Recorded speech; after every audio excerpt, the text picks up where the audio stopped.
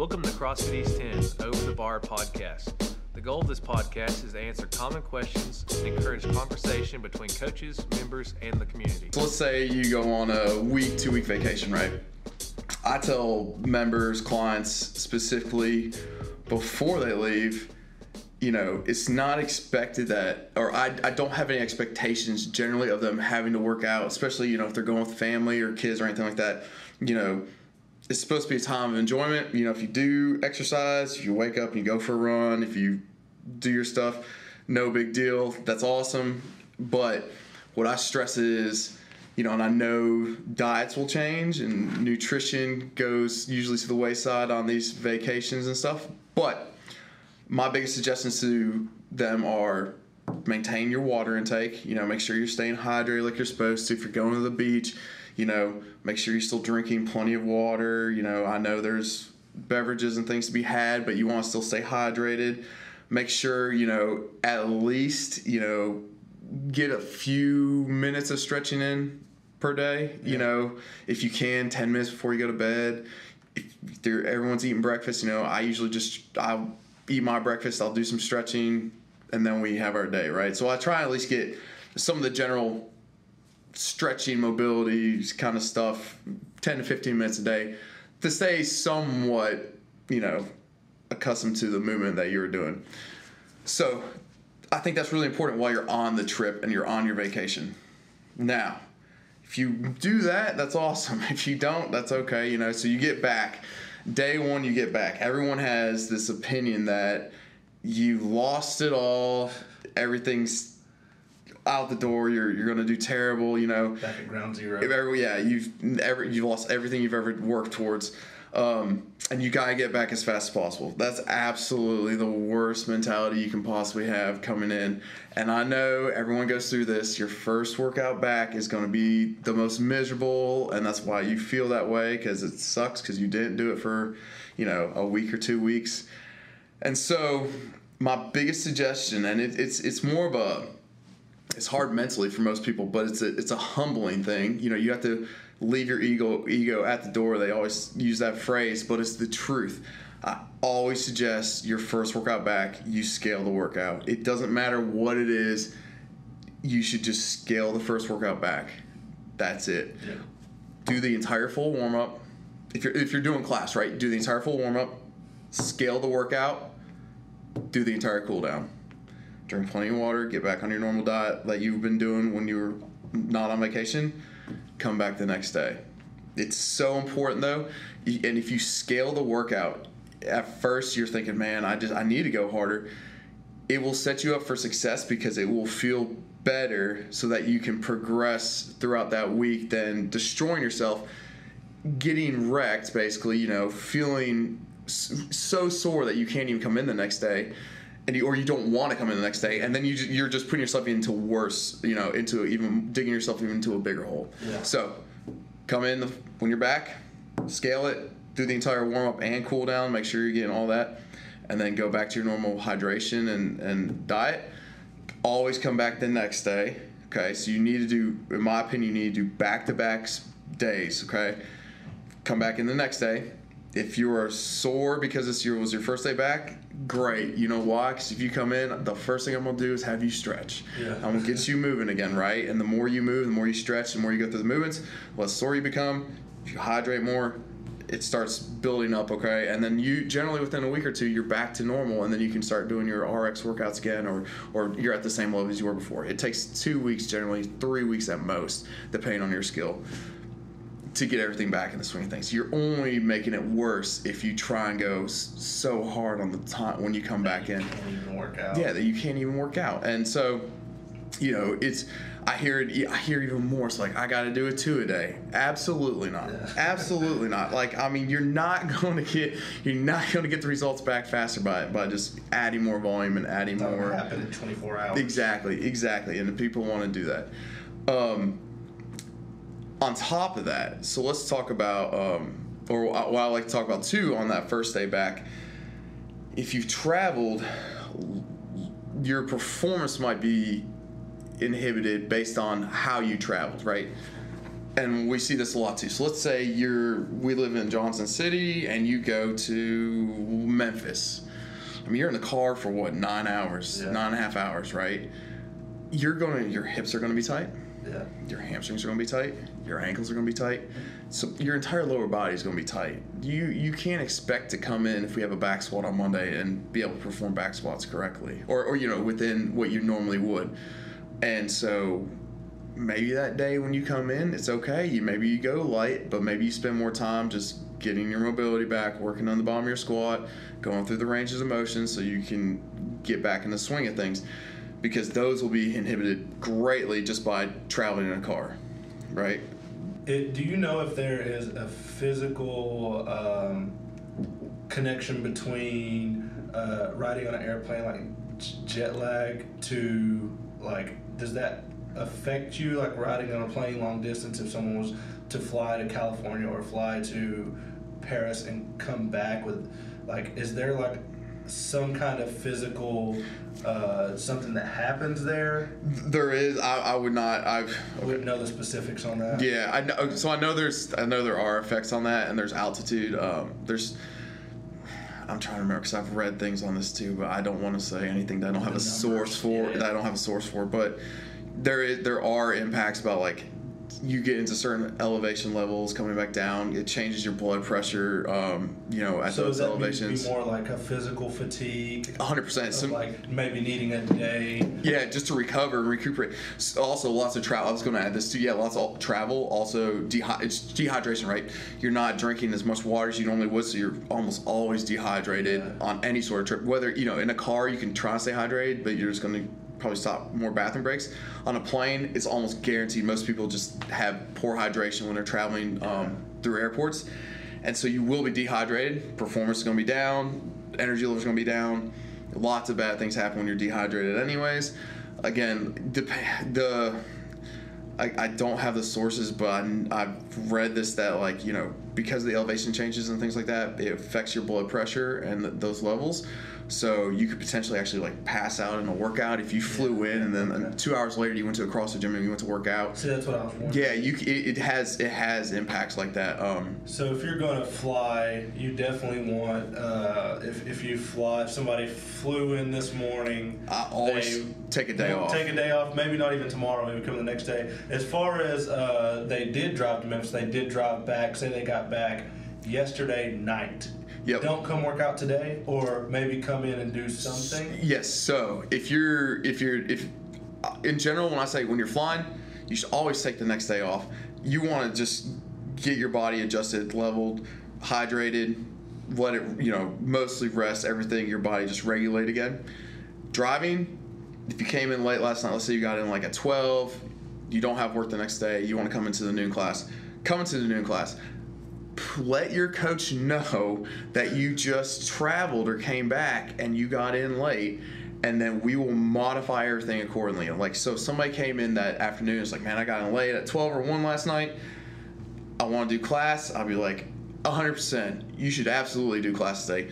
Go grab you a bottle of water, and then I'd be like, do the warm-up. After the warm-up, I'll pull them aside specifically. I almost always write them not a separate workout, but a very scaled, specific workout for them, right? So, we'll use back toss again, for example. If they just travel that far, I already know what's going to happen. I make them go through the stretches. I watch them go through all the movements, the warm-up movements. If I see tight hips and ankles and things like that in general, I'm like, okay, we need to just work on positions today, go light. I'll prescribe them something, similar to the movements, but scaled to where they're able to still do it without getting hurt.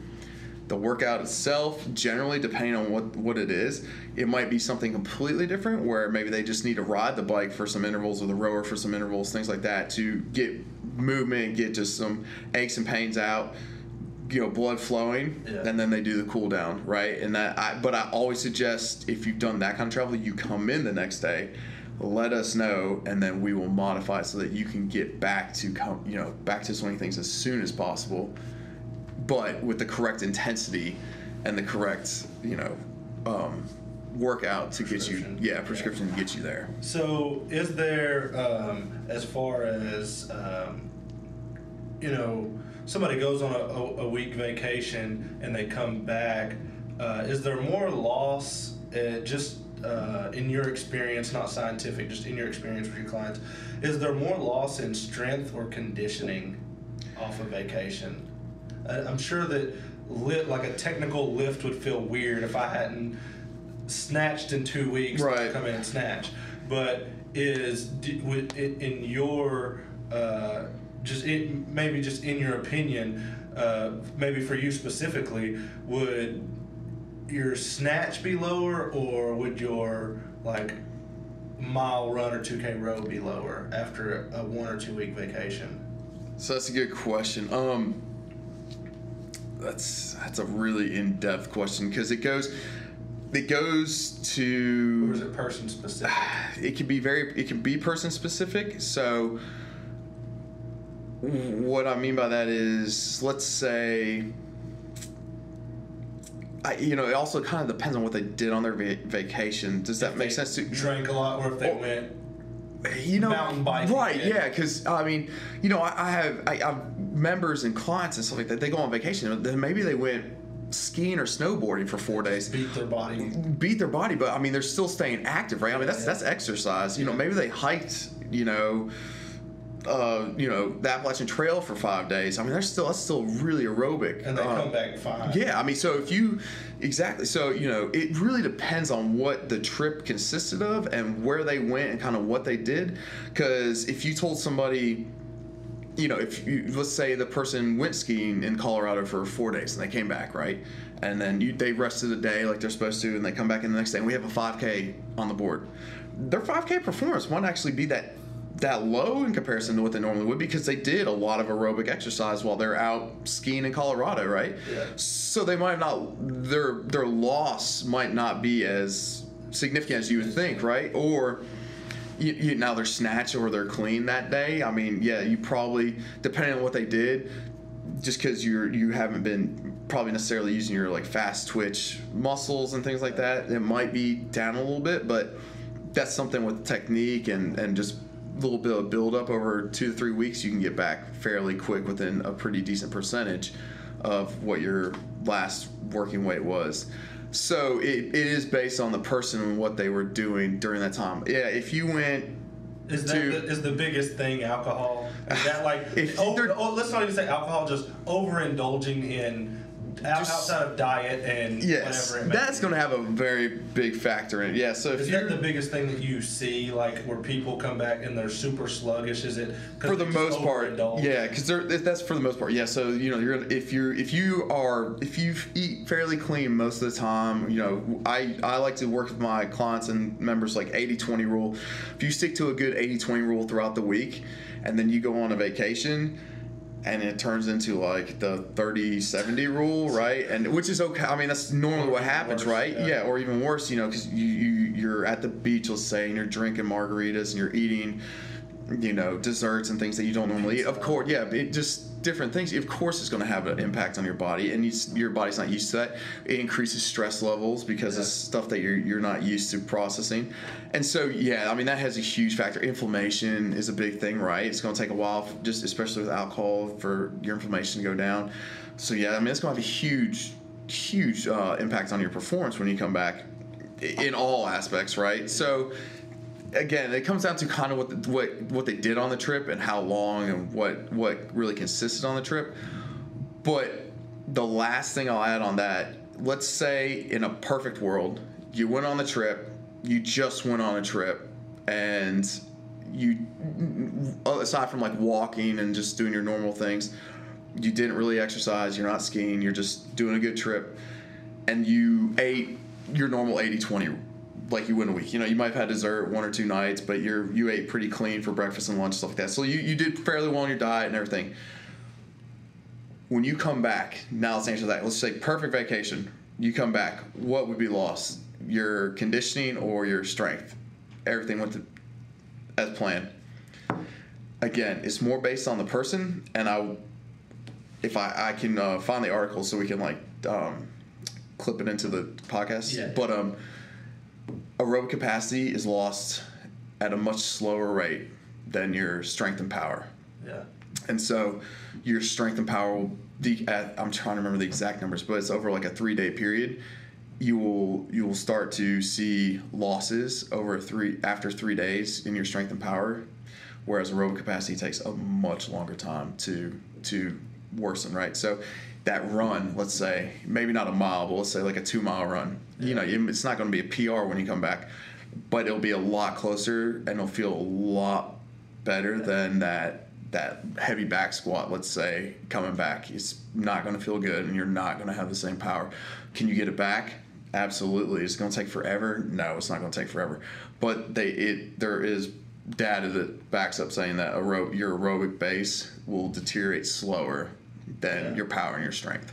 So yes, in general, you'll have a harder time coming back to your lifts initially than you would an aerobic workout. Now, Metcon, it's always going to suck. If you're doing like a 7-minute burner, it's going to suck no matter what. But that comes to the intensity part. But it's going to suck no matter what.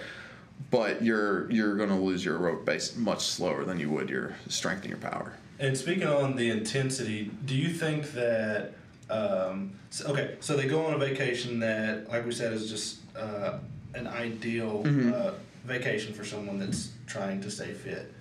Do you think that coming back for some people would be more mental, more them getting in their head? Because some people may go on vacation, they eat well, they sleep well, and then they come back and they're like, oh, I haven't worked out in a week, this is going to be awful. They're already being negative about it. But maybe if they came in positive and was like, okay, I've rested a full week, that was like a deload week, I'm going to come in and crush it.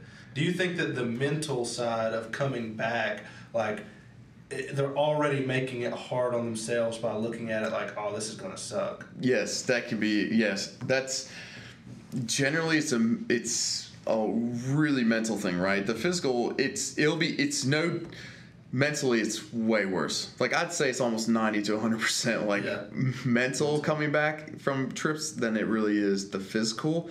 Because if you're pushing hard, before you leave on your trip, if you're pushing hard in the gym, it's still going to be hard, right? It's still going to be mentally challenging. You're going to be like, man, I got to go in today, and it's going to be really hard. Yeah. Well, when you get back, what's going to happen? You're going to go back to the gym. It's going to be like, man, it's going to be really hard. I mean, you know what I mean? Yeah. So in reality, you're still going to be hard, or depending on how hard you go in the gym. But it's hard before you leave. It's hard when you get back. Yeah. If you're putting the intensity and the effort in. Yeah.